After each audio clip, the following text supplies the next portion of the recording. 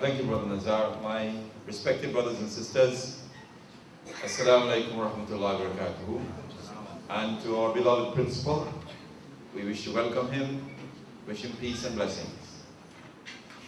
I left Al-Nur School about little over an hour ago, trying to zero in and be here on time. I was thinking about the 12 Masjid, so I missed the 188 exit, go all the way up, and then I had to come down. When I'm late, I'm very nervous.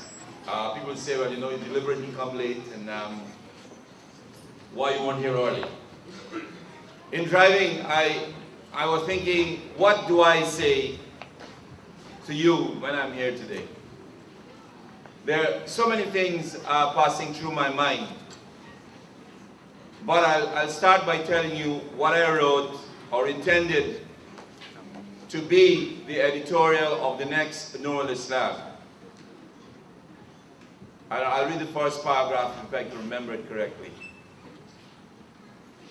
If anyone thinks that there are not major issues and conflicts in the Caribbean community, then he's either naive or he's afraid to look at the facts.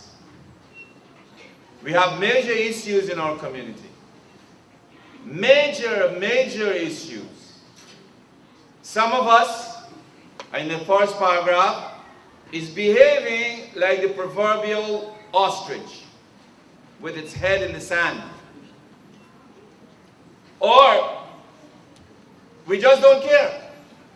All right, it's Nazar and it's Ilham and it's Hamid's business. Let them try with it.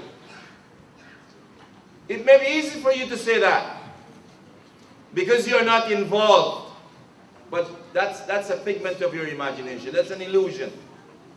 You know why you're involved? Because every time our leaders quarrel among themselves, it's like two elephants fighting. What happens when two elephants fight? The ground, the grass, and the vegetation are destroyed. Every time we fight among ourselves, you, the ordinary members, suffer. How? How do you suffer? Because when people fight, they don't plan. They stop planning.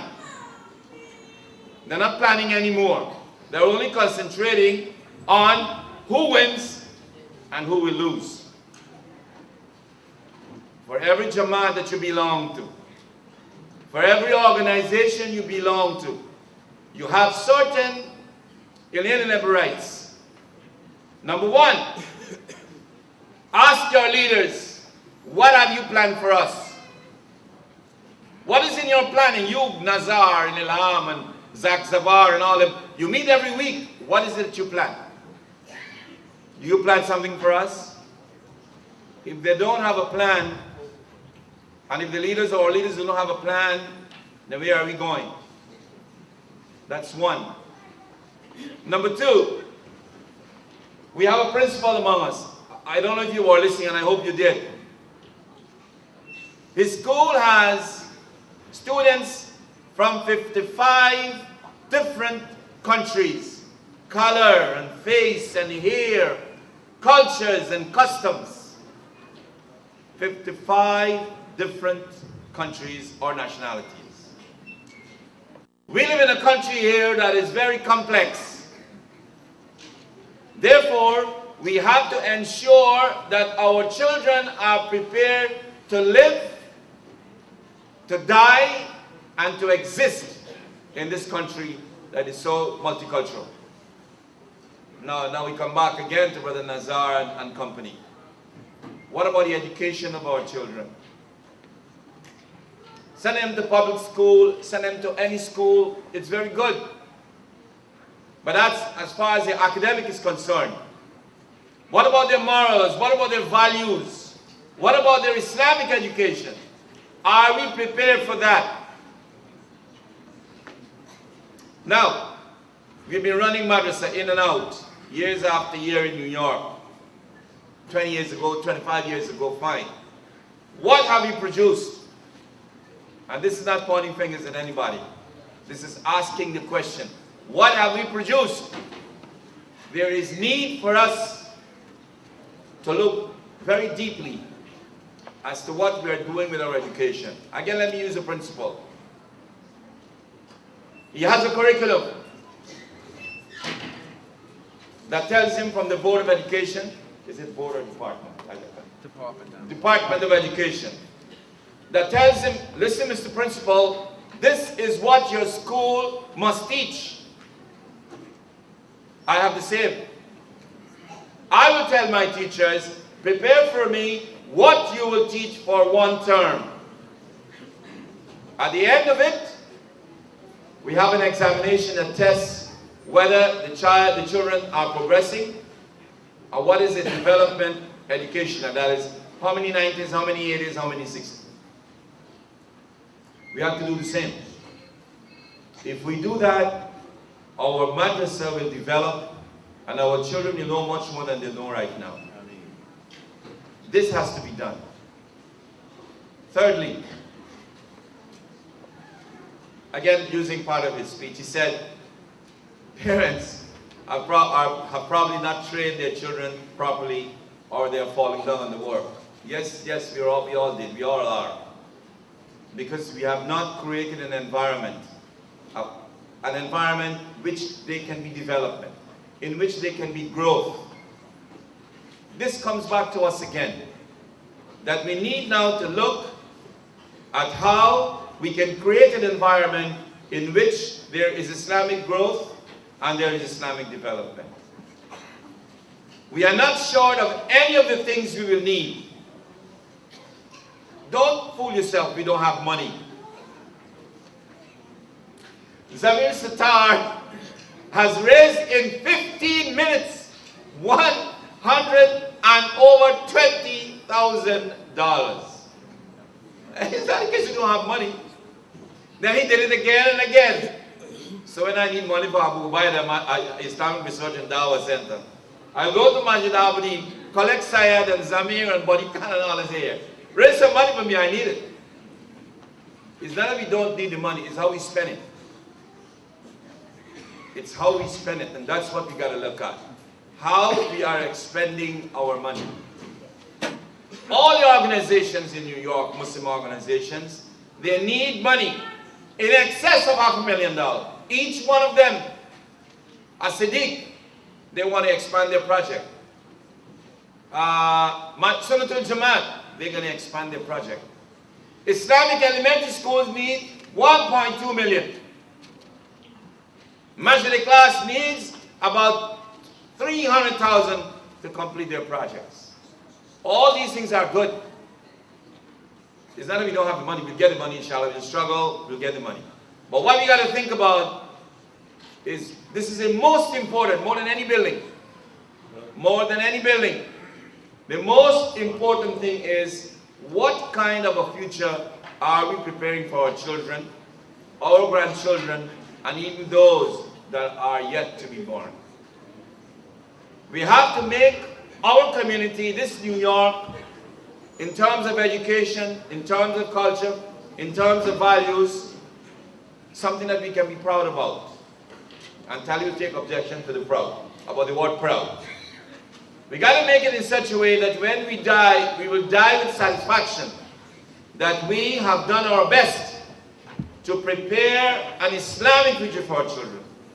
If not, and this is the bad part, our children's or our grandchildren's closeness to Islam is going to be nominal. My name is Hamid, my name is Muhammad, my name is Hussein, my name is Hassan. Oh yeah, I'm a Muslim. I go in namaz, you know, my father was the imam or things like that. That's a nominal relationship. What we want is an intimate relationship. My name is Nazar. I can read the Quran. I pray 5 times a day. I give the zakat. Inshallah, I will make the Hajj. My dear brothers and sisters, this is the final point I'm going to make. Each one of you here, you love Islam. We may have different degrees, but we love Islam, degrees of love I mean. Each one of you, you want to be a good Muslim. Each one of us we want to be good. Each one of us would love to see, like when our little son, that they will pray with us, they will fast with us, they will make the Hajj with us or make the Hajj on their own. They will pay the zakat and give charity. Or when we would have been old, when we get old, our children will take care of us. If I die and my wife is remaining afterwards, my children will take care of her, or vice versa. How can we get this? Is in our home, we got to start practicing Islam. I'm not saying you don't. Let us intensify the practice. Don't only pray at the masjid. It's good to go. But pray at home sometimes, so your children can see. Make a point to tell them about Islam. You don't have to be a graduate. You can tell them about the good things. The simple things. Not to lie. Not to cheat. Not to engage in deception. Not to be immoral. Don't watch this TV show. It's not good for you. And the principal will tell you, the TV doesn't really help. It shuts off a part of the child's mind, which is thinking.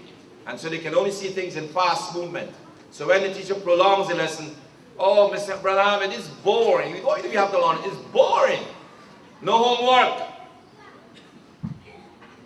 You know, my father can hardly read and write. He doesn't know Arabic, doesn't know Urdu. You give him a book, he struggles with it.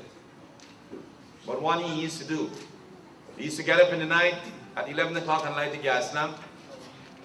And he used to sit with me in the afternoon while he's at the table. Let me hear what you learn. Let me hear your Sabak, boy. The Arabic can knock him a 6 for 9. He doesn't know anything. Backwards, forwards, middle, he doesn't know. The Urdu I can't. Because though he couldn't read it, but you know what I'm saying. So you know if I call it the wrong word. You don't have to know physics to make your child good at physics. What you have to give your child is this attention. Show that you are interested in the development of your child academically. Sit. What is your homework? Sit and do your homework. Take off that TV. When it's time to pray, shut it down. Let us all pray together. I could go on. It's always a pleasure to be here. And I trust what I've said to you for the past 18 minutes, am I correct? About 18 minutes will go down with you. The message is, there is need for cooperation. There is need to eliminate the issues that are facing us. We can only do so if we put our backs to the wheel, if we strive conscientiously, seek help from whichever quarters you think you can get help. Also, people like myself, Zamir, Nazar, Ilham, Tali, all of them on Frontier, and you all there too. We have to come together and cooperate in tackling projects that will benefit the Muslim community. And that is what we intend to do as the chairman for the Caribbean Council. That is exactly what we're going to do. Things like leadership courses for the imams, including myself. Quranic classes for students. Leadership courses for sisters. We can get people like the principal. We'll ask Nazar to do that. Get the principal to come and teach the teachers how to teach. The principles are the same. If you teach Spanish and Arabic, English or Arabic or mathematics, there are certain commonalities. Our teachers must know how to teach. Get a man who is doing management to come and tell all the presidents and the secretaries, including myself, how you run a business. Get a politician to come and say, what are the dangers of being too much political? You think too much power. You become like one of these famous person. The end does justify the means. In Islam, it is the means that justify the ends. Therefore, my dear brothers and sisters, not because we have a degree, that doesn't mean we don't need training. The Department of Education will give principals $25,000 more if they can perform. We need this training. And when we have people like principals and managers, we need to utilize their services. May Allah help us in this. We cannot do anything without your support, moral support and financial support. Please, when it is asked, when these supports are up, when we ask you to support us, you do. Because we are not working in our interests, we are working fi sabilillah. And many of us believe the hardships we undergo, inshallah, in the akhirah, we shall be rewarded. May Allah reward you, and may Allah reward all of us. May Allah have mercy on us, guide us, protect us, and lead us onto the straight path. May Allah cause us to live and die as Muslims. Assalamu alaikum wa rahmatullahi wa barakatuh. Thank you for watching. Don't forget to subscribe, like, share, and comment to support our work.